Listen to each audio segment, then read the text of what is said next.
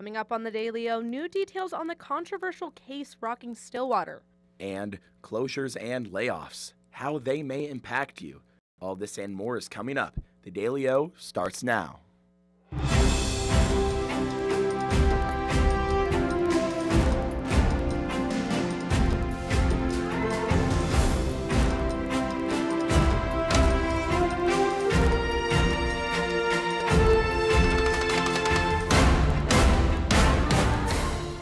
Good evening and welcome to the Tuesday edition of the Daily O. I'm Reagan Downs. And I'm Chance Annis. We're glad you're with us. A Payne County judge has ruled that victims in the Jesse Butler case did not have their rights violated during prosecution. The judge found prosecutors properly notified victims about the plea agreement in court proceedings. The court says records show victims were informed of the plea deal in July 2025 and of Butler's plan to change his plea in August. Attorneys for the victims had argued their rights under Marsy's law were violated, but the judge says evidence did not support the claim.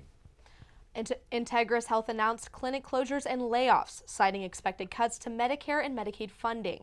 The health system says the changes are linked to the federal One Big Beautiful bill, which could result in a $130 million annual revenue loss. Officials say service lines will be reduced or closed over the next 3 to 6 months, with patients notified at least 30 days in advance. Doctors warn the cuts could strain hospitals across the state, especially in rural areas. The Oklahoma Bureau of Narcotics is praising one of its canines after a major drug bust. Officials say Canine Outlaw helped intercept 649 pounds of black market marijuana. The drugs were being transported from California through Oklahoma, headed to North Carolina. OBN shared the update on social media, celebrating Outlaw's work with a simple message: "Attaboy, Outlaw." Blood banks across Oklahoma are reporting a critically low Type O shortage. The Daily O's Bridget Nye gives us a look on what effects this is bringing to the state. The Our Blood Institute bus is a regular sight on OSU's campus. Their goal? To fill the need for O-negative blood. For those like Kelsey Potter, it's not just another opportunity to help others. When she was a child, donated blood saved her life. I had acute lymphoblastic leukemia. Leukemia is like a blood cancer, so it attacks your blood cells. When few people are donating blood, cancer treatment plans like Kelsey's can be affected. I needed blood to replace those bad cells that the other bad cells were killing, so blood was like very, very important. Right now, today in the state of Oklahoma, we have an urgent need for O-negative blood and for platelets. O-negative blood shortages are declared when the supply drops below 1 to 2 days. Since 2020, we've seen about a 15% decline in people aged 16 to 25 who are donating blood. So that chunk who's not donating has caused a deficit in our overall nation's blood shortage.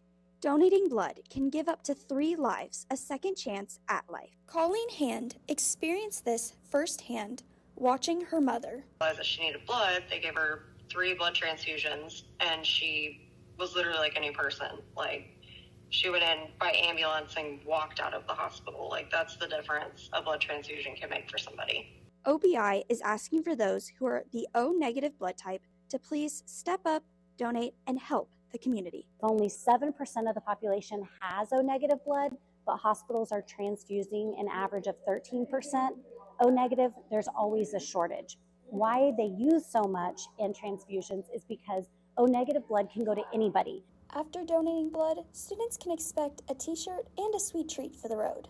I just think find it useful. They'll give you free food. Like, it's Uncrustables and Sprite. Who can say no to that? Tiny well, the tall to clearly say, by God's grace, I run this race, a battle is won. Won today. After beating cancer, from the help of blood donations, Kelsey just has one thing left to say. Donate! Give blood, or else. Reporting for the Daily O Collegian, I'm Bridget Nye. It was a windy day here in Stillwater, so can we expect a cool down overnight? Let's check in with Macy Strain in the Weather Center. How was it? Who has the evening forecast? What are we looking like, Macy? Yeah, Chance, we have seen a cool and windy day here in Stillwater, and right now it's about 67 outside and a real feel at also 67. We have some wind coming out of the southeast at 15 miles per hour, and if we look at that live shot on the west side of campus, we can look at that beautiful partly cloudy sky. But that's all I got for right now, so I'll go ahead and send it back to the desk. All right, Macy, when we return, one of our seniors is saying goodbye. We'll be sitting down to talk about all she's accomplished. And medieval times, it's making its way back to the state. The Daily O returns right after this.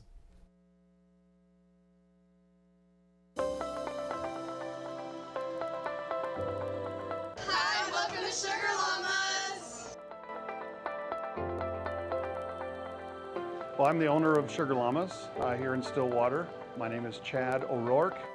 We want to create a customer-centric culture and create an experience for our customers when they come in. Our ice cream in particular, you can get it other places, but I'm only aware of like one other place besides the Sugar Llama in the state of Oklahoma that you can get it.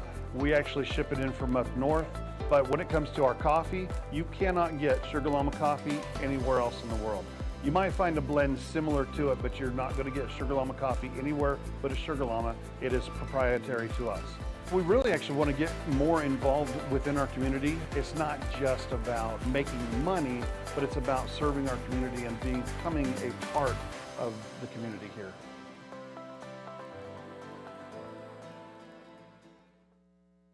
Ace in the Bowl Salsa started many, many years ago. I was trying to find a recipe to take to a family gathering, and so I started messing around with different recipes, and I took a little bit from here and a little bit from there, and I came up with a salsa that is truly unique.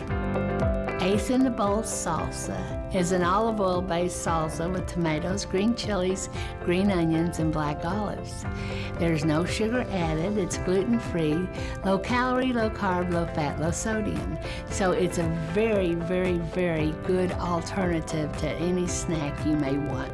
As of right now, I'm just looking to be in Oklahoma and having a successful business within the state. If my grandkids could ever take it over when they're old enough, that would be my dream.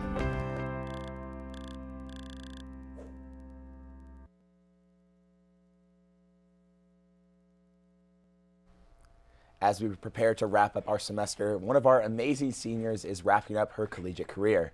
Joining us in the studio now is Shay Faulkner. Shay, thank you for joining us. Thank you for having me. I do have a couple of questions to ask you. So just I'm ready. First off, all right, senior year, how are we feeling? Honestly, I have tears in my eyes right now. We're not going to talk about that. I don't think the fact that I'm graduating hit me until literally maybe this week. Just seeing how fast time is going by.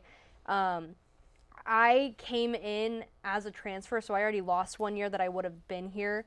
So I felt a little lost when I came here, and I really didn't find any connections or people that I felt like I really clicked with until last year. I really had to push myself out of my comfort zone, and ever since that I started doing that, I have made so many strides in my character, and I'm really realizing now that I have made so many connections and friends in this building, and I'm gonna be so sad when I leave. But overall, I'm like extremely grateful for everything that I've learned while I've been here, the bad and the good, as cheesy as it sounds. I mean, I will say, I don't think I've found better friends than right here in this building and in this crew, especially. Everyone here is just so amazing. So continuing off of that, I want to know, like, do you have a favorite moment from your time here? I have a really bad memory, so it's hard to go through like everything. There's a few moments I feel like that stick out to me. One was definitely, I had the opportunity when Holly Rowe came here to come and sit down with her, and I had a one-on-one interview, and I connected with her. We cried together, I hugged her, so that was really amazing. But other than that, I feel like the things that really stick out are just going and filming softball, because I love doing that, and I never thought that I would be able to do the things that I see people do on TV every single week, and be involved still in a sport that I loved, like I did in high school, as well as, like, I guess, you know, just working my way up the ladder here. I was so scared when I got here. I didn't know what I wanted to do. I auditioned the first time that I did anything for the Daily O. I was doing a pre-recorded segment.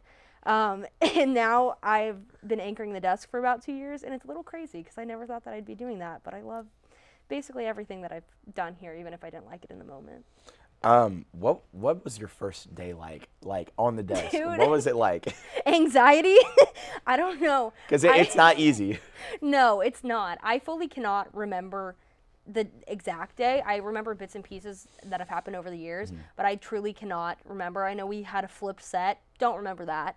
I just remember working with Peyton Little, who was in control of the situation the entire time, even if he might not have felt like it. But I was terrified. We would do this thing that I would need something to hold on to because I had so much anxiety. So we started keeping stress balls so I could like clench them. And this was back when we were having more technical issues as well. But that's kind of what I just mentioned a second ago. I have always been a very anxious person and nervous, and I have never been good at public speaking either. And even like times like now, I still get anxiety when I talk in front of people. But I like I said, I can't fully remember the exact first day that I had here, but I know it was filled with anxiety if I know myself. One final question before we go. What was the most fulfilling part about being a part of the Daily O?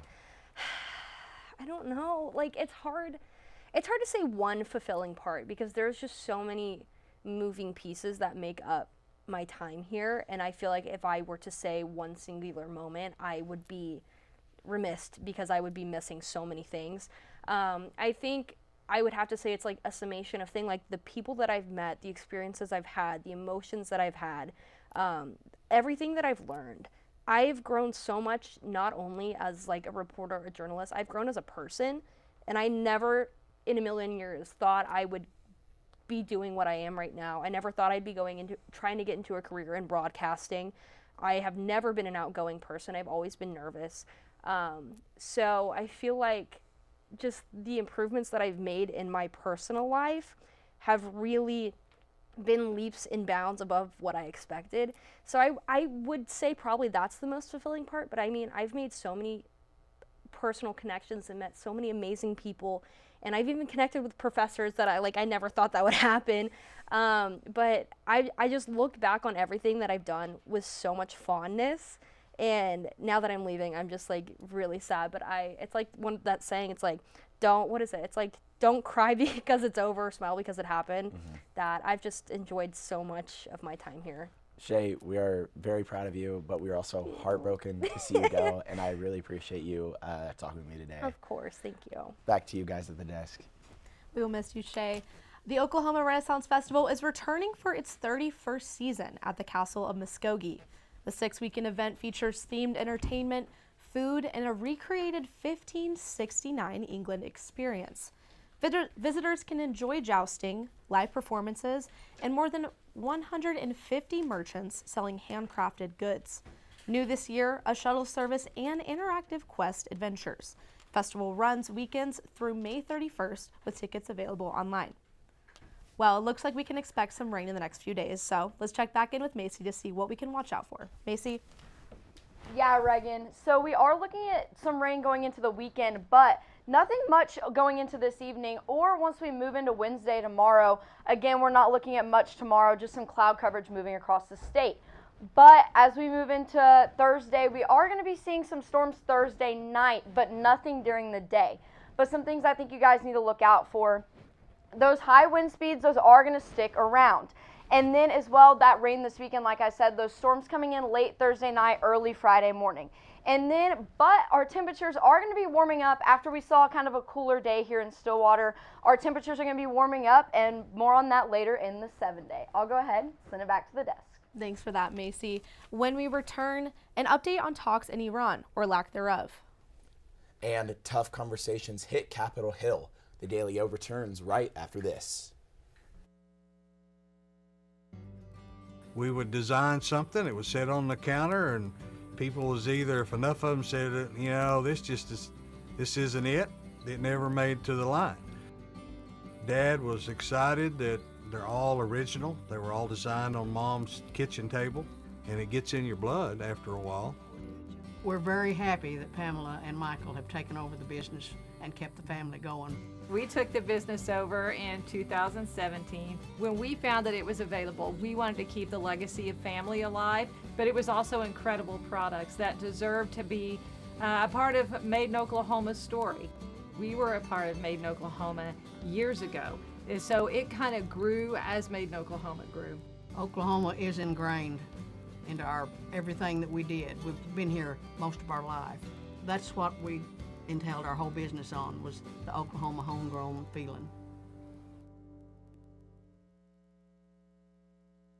Deep Fork Foods started in 2014. We started off with our nut products, and now we produce everything from jarred products to cookie mixes and pancake mixes and dried products for people, as well as our spice blends. Now we produce over 168 different products for ourselves and about 20 to 30 other companies in Oklahoma. I'm Cindy Stewart. I'm one of the owners of Deep Fork Foods. We've gone from just making our own stuff and doing just small things to being able to co-pack and work with other companies and individuals within Oklahoma and across the United States as well. I'm just really thankful for the journey that we've had so far and really look forward to the future where we're taking Deep Fork Foods and being able to provide more value for Oklahoma and its economy, as well as all the people within the state. I love the opportunities that being in a food business provides. I absolutely love sharing food and good stories with people, so this just gives us another connection. And I can't wait to see where this path takes us with it.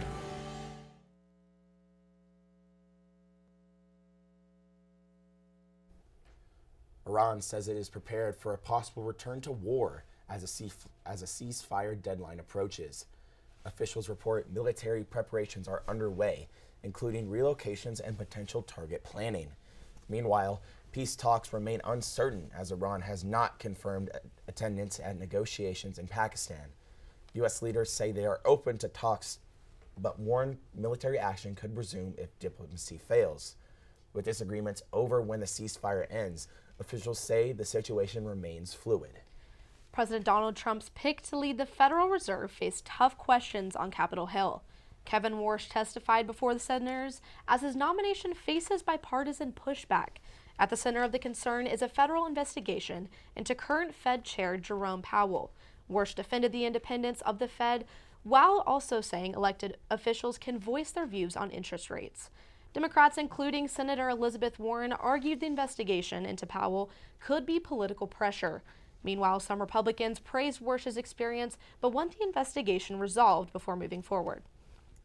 Apple is announcing a major leadership shakeup, naming John Ternus as new CEO starting in September. Officials say Tim Cook will step down as CEO after 15 years and transition into the role of executive chairman. Apple says the move marks a planned succession, with Cook remained involved during a transition period through the summer. The company says John Ternus, a longtime Apple engineer and design leader, helped shape major products including iPhone and AirPods. The transfer portal is hot here in Stillwater. Lizzie Hoisington is in the Sports Corner with who's coming to the Orange and Black right after this.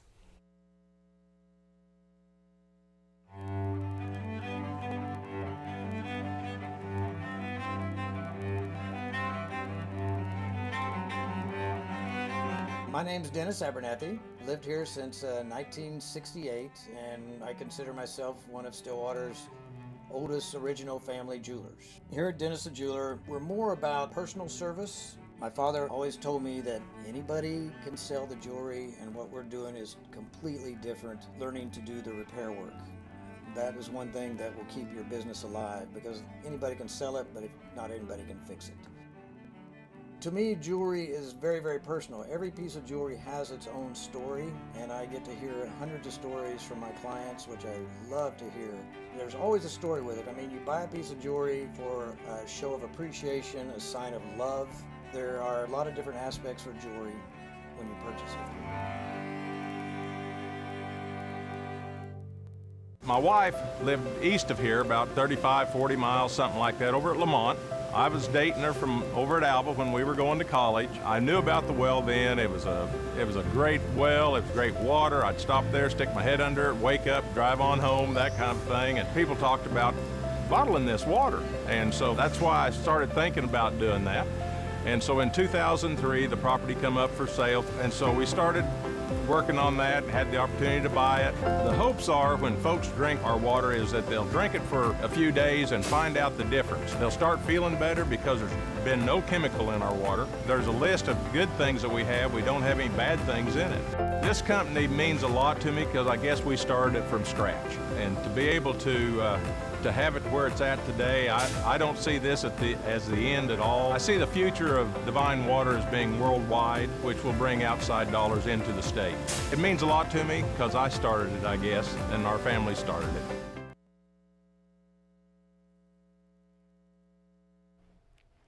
Welcome back to the Daily O and welcome into the Sports Corner. I'm Lizzie Hoisington. Let's get right into it. Steve Lutz is still building his roster, adding a top high school player and another from the portal. Anthony Felici is heading to Stillwater. He is a 4-star top 40 recruit in the 2026 class. As a 6'5" wing, he averaged just over 21.5 points per game his senior year. Moving to the portal, Lutz picked up Kashi Knapp from Sam Houston. He is a 6'3" guard who was named the NAIA Player of the Year this past season and averaged just under 11 points a game. Switching over to Cowgirl basketball, the roster additions keep coming in for JC Hoyt. She adds Missouri State transfer Zoe Cranfield. While playing sparingly her first 2 seasons at the college level, she brings a strong 3-point shot to Stillwater. After a huge week for the Cowgirls beating first-ranked Oklahoma and 16th-ranked Arizona, the Cowgirls have moved up in the USA Softball Collegiate Top 25 rankings to 17th. Our very own Reagan Lee had the chance to catch up with 24/7 sports writer McLean Baxley and got his thoughts on this Cowgirl squad. They're fighters. Unlike the baseball team, they're never really out of the game. I think they're a team that can, whether they're down in the first inning or the 7th inning, they'll find a way to try to claw back in. Ruby Malin is the storyline. I think she's one of the best pitchers in America, and behind her, that's where their postseason hopes might dwindle a little bit. The pitching behind Malin has just not been there. I mean, she's putting up All-American numbers. Has a great win-loss record, has a great ERA. Sticking with the Diamond, it's game day here in Stillwater. Cowboy baseball is looking to bounce back after dropping the series to Kansas over the weekend. The Pokes are hosting Wichita State for a midweek contest. The Cowboys are currently ranked 2nd nationally with 86 home runs and hitting .270. A win today could give head coach Joseph Holliday his 500th career win. First pitch is at 6 p.m. and the game will be streamed on ESPN+. Over the past few weeks, our own Kyle Allen has broken down the running back, receiver room, and defensive linemen of this newly revamped Cowboy football squad. Taking a closer look at the new Pokes, this week we're staying on the defense. We go downstairs to our own Kyle Allen to break down the linebackers. Kyle? Last week was the final week of spring football leading up to Saturday's spring game, and it was the last time that we had to do one of these position-by-position reviews without having those live reps on film. We've got them now just in time for our linebacker review to kind of get further into this new-look defensive squad for Skylar Cassidy as the defensive coordinator. The first player to talk about, he's the same one we've talked about all offseason. It's Ethan Westlowski coming up from North Texas with Skylar Cassidy. He led the Mean Green with 113 tackles last season. He had 2.5 more in the spring game, was kind of all over the field. You want to look at other positions on the field, other guys making plays. Look at Tate Romney. Tate Romney, another 5th-year senior coming over from Arizona State, and he was at BYU before there, had a broken arm 2 years ago down at Arizona State that really limited his season, but he came back strong for the Sun Devils last season and now is bringing that to Stillwater and was kind of all over the field. He has a lot of natural athleticism and intelligence at that linebacker position to help lead the charge for the younger guys. One of those younger guys came out of Carl Albert High School, redshirt freshman Carl Vion Young. He's in his redshirt freshman season, his first year where he's really kind of expected to take on some of that load defensively. Expect him, if he gets into the games as a rotational guy, to really make the most of his opportunity and make some plays on the defense as well. We have 1 week of shows left at the Daily O, and I'm excited to put a bow on a lot of these position-by-position reviews. So come back next week and we'll put it all together. I'm Kyle Allen. Let's go back to Lizzie. Thanks, Kyle. Well, that's all we have from the Sports Corner, but don't go anywhere. A historic discovery made in Italy. Chance and Reagan have it right after this. I'm Travis Taylor. I'm the general manager for the Hotel Indigo Tulsa Downtown. I have a real good understanding of the food scene in Tulsa, and I've loved to see the way it's evolved over the years, and I'm glad to be part of it. My name's Kevin Kyle. I'm the executive chef. I started here, the idea was to do something local. Everything that we try to do has Oklahoma products. Tulsa is a big oil boom when we were the oil capital in the early 1900s. How Route 66 put Tulsa on the map. And the menu around that was, well, what would an oil worker take out in their lunchbox? That's how Prospect kind of came from. We never get crazy busy, so we can do a lot of different things with food. And we can do things like wine dinners and have local dinners. We have a private dining room that people can come. I think being at the heart of the old Route 66 has kind of weighed into us getting a lot of different things brought in from different areas of the United States. When I taste something on our menu for the first time, the first thing I go is, that's Tulsa. My name's Kayla. I've been here since the beginning, so 4 years. Scratch is more focused on farm and mostly made in Oklahoma products, keeping it local. Sustainability is our biggest thing. That's one of the reasons why this place opened. I've been the chef here at Scratch for 2.5 years. Started here as a line cook. Our food and drinks are a bit separate entities almost inside the restaurant. So the food is now up to 85% of the products we bring in are raised or grown locally. It's all based off of things that I grew up eating in southern Oklahoma, things my grandparents ate.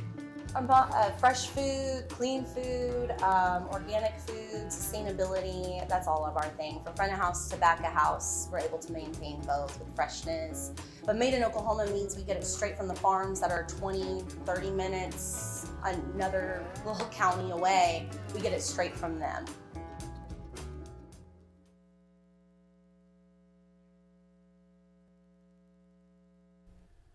A new movie hitting the theaters this week is already facing criticism from early viewers. Ty Gensler has that in your A-List update. Ty? That's right, Chance. Critics are already putting their 2 cents for the new Michael Jackson biopic, Michael.